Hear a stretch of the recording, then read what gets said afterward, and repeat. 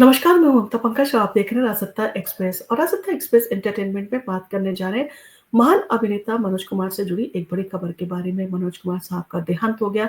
मनोज कुमार साहब न सिर्फ एक बेहतरीन एक्टर थे बल्कि एक सफल निर्माता भी थे और उससे बेहतरीन एक इंसान भी थे। एक ऐसे निर्भीक और सरल इंसान जो अपनी बात को किसी के सामने रखने से जो है पीछे नहीं हटता था, भले ही सामने कितने भी बड़े ओहदे पर जो है कोई व्यक्ति बैठा हो। अगर वो सही थे तो वो अपनी बात को कहने से जो है पीछे नहीं हटते थे। कुछ इसी तरह का पंगा मनोज कुमार साहब ने जो है वो इंदिरा गांधी से भी लिया था, यानी कि मनोज कुमार साहब ने इंदिरा गांधी से लोहा लिया था और मनोज कुमार से कैसे बने भारत कुमार। आज हम आपको इस वीडियो में मनोज कुमार से जुड़ी कुछ महत्वपूर्ण जानकारी साझा करने जा रहे हैं। तो भारतीय सिनेमा के स्वर्ण युग के प्रतीक और देशभक्ति की भावनाओं को फिल्मों के माध्यम से जीवंत करने वाले महान अभिनेता मनोज कुमार का 87 वर्ष की आयु में निधन हो गया। उन्होंने मुंबई के कोकिलाबेन अस्पताल में अंतिम सांस ली।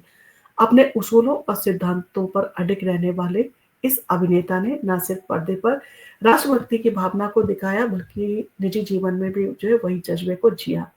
तो भारत कुमार की पहचान उनकी कैसे बनी, क्योंकि बहुत सारे लोग जो है मनोज कुमार को भारत कुमार के नाम से भी जानते हैं।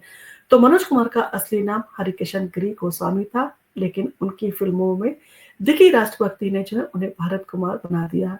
उपकार, पूरब और पश्चिम, क्रांति और रोटी कपड़ा और मकान जैसी फिल्मों ने उनके किरदार ने जो है वो देश के प्रति जो है उनके प्रेम और बलिदान की भावना को जन जन तक पहुंचाया। उनका हर किरदार एक संदेश लेकर आता था जो आज भी लोगों के दिलों में जो है गूंजता है। इसके साथ ही साथ इमरजेंसी में जो है उन्होंने सरकार से जो है टकराव भी लिया था।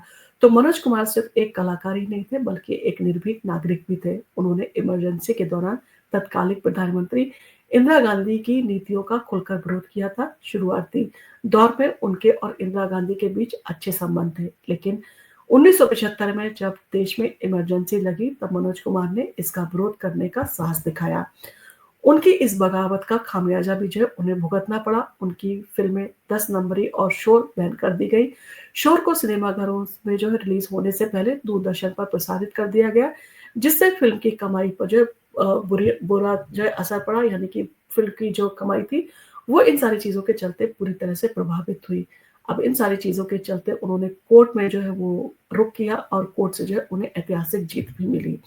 तो जब सरकार ने उनकी फ़िल्मों पर जो है प्रतिबंध लगा दिया तब मनोज कुमार ने जो है हार मानने की बजाय न्यायालय का दरवाज़ा खटखटाया। कई हफ्तों तक चले कानूनी संघर्ष के बाद उन्हें न्याय मिला और वो इंदिरा गांधी सरकार के खिलाफ केस जीतने वाले इकलौते फ़िल्म मेकर जो है वो बन गए। इसके साथ-साथ सरकारी ऑफ़र को जो है वो ठुकरा के उन्होंने जो है असल जो है अपनी शान दिखाई। यानी कि सरकार के द्वारा उन्हें जब ऑफ़र मिला तो उसे ठुकरा कर जो है उन्होंने अपना जो है वो जिस तरह की प्रवृत्ति के थे उसको सिद्ध किया। तो सरकार ने उन्हें इमरजेंसी पर एक डॉक्यूमेंट्री फ़िल्म बनाने का प्रस्ताव दिया था, जिसकी स्क्रिप्ट मशहूर लेखिका अमृता प्रीतम जो है वो लिख रही थी, लेकिन मनोज कुमार ने ना सिर्फ़ एक प्रस्ताव को जो है ठुकरा दिया बल्कि अमृता प्रीतम को भी जो है इन सारी चीज़ों के चलते खरी-खोटी सुनाई। उनका कहना था कि वो कभी उस सत्ता के लिए फ़िल्म नहीं बनाएँगे जिसने अभिव्यक्ति की आज़ादी पर प्रतिबंध जो है वो लगाया है। और इन सारी चीज़ों के चलते एक प्रेरणा जो कभी नहीं भुलाई जा सकती, यानी कि मनोज कुमार साहब ने जिस तरह की फ़िल्मों का निर्माण किया है, जिस तरह से उन्होंने देशभक्ति की भावना और देश के छोटे-छोटे मुद्दों को लेकर जो है फ़िल्में बनाई और ऐसी फ़िल्में बनाई उसमें जिस तरह का उन्होंने करैक्टर दिया, उसने जो है गाँव-गाँव तक जो है मनोज कुमार को जो है वो कहा जा सकता है सदियों तक अमर कर दिया। तो मनोज कुमार का जीवन, उनका संघर्ष और उनका सिनेमा आने वाली पीढ़ियों के लिए प्रेरणा का जो स्रोत रहेगा और उनके अंदर बसा देश प्रेम, उनके निडर विचार और सशक्त अभिनय भारतीय सिनेमा के इतिहास में हमेशा अमर रहेगा।